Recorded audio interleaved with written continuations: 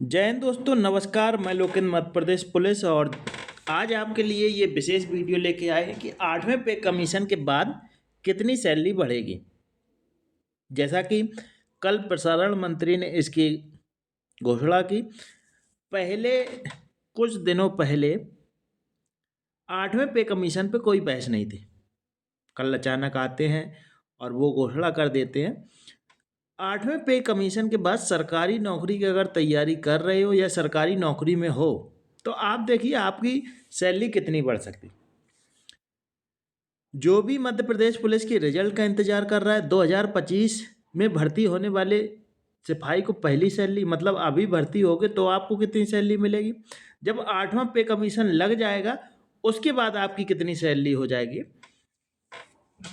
आप लोगों ने जैसे कमेंट किया था कि 2018 में भर्ती होने वाले को कितनी सैलरी मिलेगी, कहने का मतलब ये है कि हमारी सैलरी कितनी हो जाएगी, कितने परसेंट सैलरी बढ़ेगी, सैलरी के अलावा क्या क्या मिलेगा। तो इस पे हम पूरे वीडियो में बात करेंगे। सरकारी कर्मचारियों को फ़ायदा होने वाला है।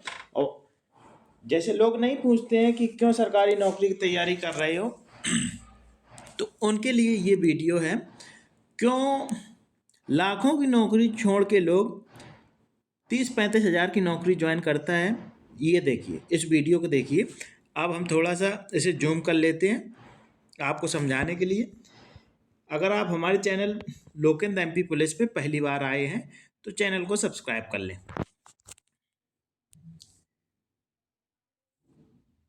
लोकेंद्र एमपी पुलिस चैनल को अगर आप पहली बार देख रहे हैं तो सब्सक्राइब कर लें। मध्य प्रदेश पुलिस भर्ती 2025 में हम समय समय पर अपडेट देते रहते हैं। इस वीडियो में हम बात करेंगे मध्य प्रदेश पुलिस भर्ती 2025 में भर्ती होने वाले सिपाही की पहली सैलरी कितनी होगी, 8वें पे कमीशन लागू होने के बाद फिर कितनी सैलरी होगी, 2018 में भर्ती होने वालों की सैलरी कितनी होगी, मतलब जो हमारे साथ भर्ती हुआ है उसकी सैलरी कितनी हो जाएगी,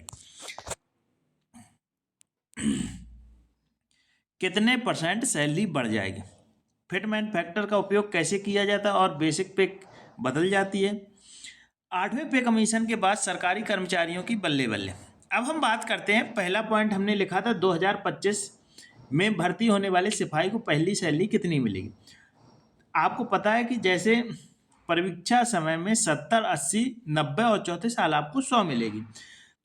70% के बेसिक आपका होगा 13,650, डीए आपका बनेगा 7,234 और अदर अलाउंस लगभग 1400। तो इस प्रकार जो आपकी सैलरी है 22,284 बनेगी। जो आपकी कटौती होगी लगभग 2,000 के आसपास होगी। तो हाथ में कितनी नेट सैलरी आपकी कितनी बनेगी अगर घटाएंगे तो लगभग 20,000 के आसपास आपकी फर्स्ट वेतन बनेगी, 19,754। ये आपकी पहली वेतन होगी जो 2025 में भर्ती होगा। अब बात है कि 8वां पे कमीशन लागू होने के बाद 2025 में भर्ती होने वाले सिपाही को कितनी सैलरी बढ़ के मिलेगी। मतलब जो भी बच्चे हैं उनकी ये जिज्ञासा है कि सर ये भी बताइए कि 2026 में जैसे मोदी सरकार ने अनुमति दी है और इसका जब लागू होगा तो इस पे हम बात करते हैं। नया बेसिक पे अभी जो अपना बेसिक पे है वो 19,500 है, ये बढ़ के हो जाएगा 1.92। तो नया जो बेसिक पे है हमारा हो जाएगा 37,440। कहने का मतलब ये है कि अगर 70, 80, 90 और 100 वाला रूल ना होता तो तुम्हारी वेतन होती 37,440 2026।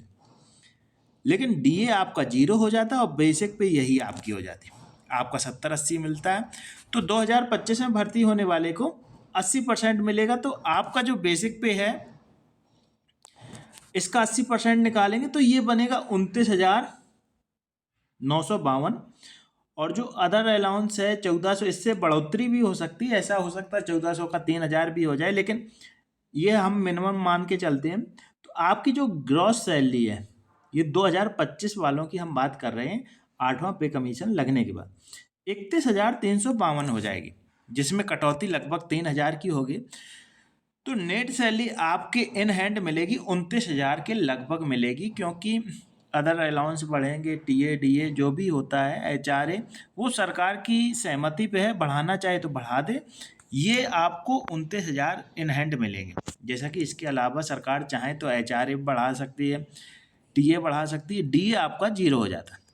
अब जो मेन टॉपिक है, 2018 में जो भर्ती हुए उनकी सर सैलरी कैसे हो जाएगी। जैसे एक बच्चे ने पूछा था, सर हमारे पिताजी की नौकरी 15 साल की हो गई है, तो कैसे। तो आप अपने पिताजी की सैलरी निकाल सकते हो, उनसे बेसिक पे पूछिए। जैसे हमारी बेसिक पे है 24,700, 24,700 में 1.92 का गुणा करेंगे तो 47,424 हो जाएगी। मतलब ये हमारा बेसिक पे हो जाएगा 47,424। जो अदर अलाउंस हैं वो लगभग 2,000, इससे भी बढ़ सकते हैं। ग्रॉस सैलरी लगभग हमारी 50,000 के समथिंग पहुंच जाएगी, 49,424। कटौती 49,900 की होगी। इस प्रकार नेट सैलरी है जो इन हैंड की बात करें, वो हमें 45,000 रुपये मिलेगी। अभी जो फिटमेंट फैक्टर की हम लेके चर्चा कर रहे हैं, वो इन हैंड 45,000 हो जाएगी।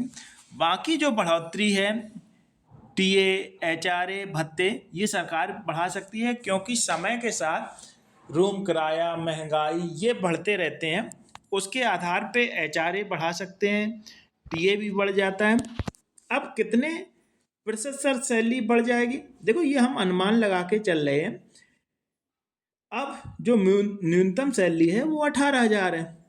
अगर इसका 8वां पे कमीशन लगाएंगे तो न्यूनतम सैलरी हमारी हो जाएगी अब 34,560। तो इस प्रकार जो हमारी सैलरी है वो लगभग 48% बढ़ोतरी हो जाएगी।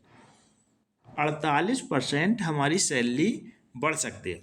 अब आगे बात करते हैं किसको कितनी सैलरी मिलेगी। सरकार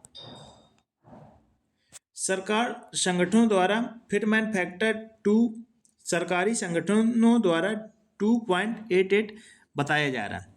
अभी ये कोई निश्चित नहीं हुआ है कि फिटमेंट फैक्टर 1.92 लगेगा, लेकिन ये अनुमान है कई मीडिया के मुताबिक कि 1.92 है। लेकिन कई सरकारी संगठन है, उन्होंने जो फिटमेंट फैक्टर है वो 2.88 बताया है। अगर ये आपकी सैलरी लगती है तो आपकी 3 गुना सैलरी बढ़ जाएगी, बताया जा रहा है।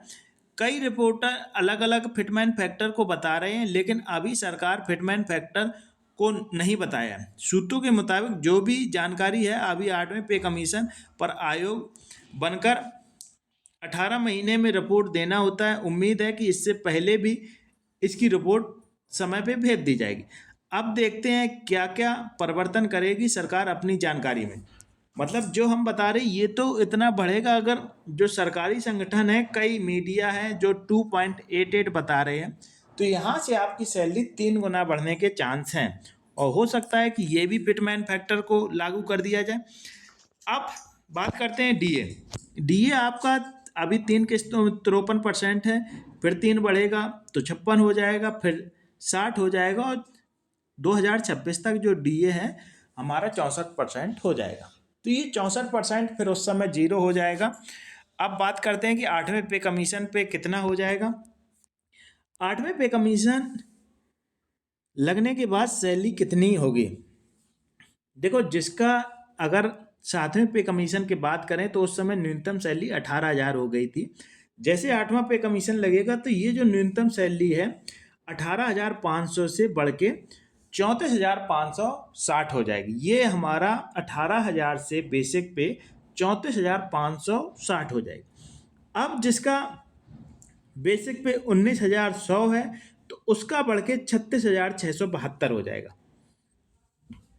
अब जिसका वेतन पे, जैसे मध्य प्रदेश पुलिस का बेसिक पे है 19,500, तो मध्य प्रदेश शासन का हो जाएगा 37,440।